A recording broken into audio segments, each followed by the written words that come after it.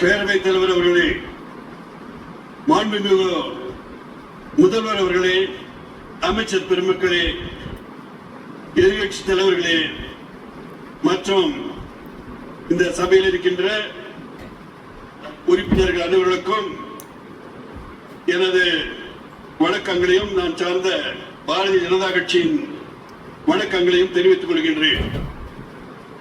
இன்றைய தினம் முதல்வருடைய நம்பிக்கை தீர்மானத்தில் பலர் துரதிருஷ்டவசமாக இது ஏதோ பாரதிய ஜனதா கட்சிக்கு எதிரான பிரச்சார கூட்டமாக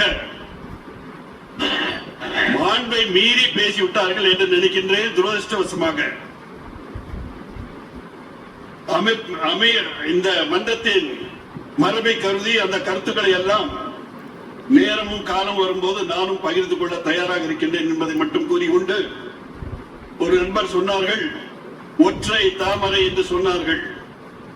கடந்த காலத்தை நீங்கள் நினைத்து பார்க்க வேண்டும்.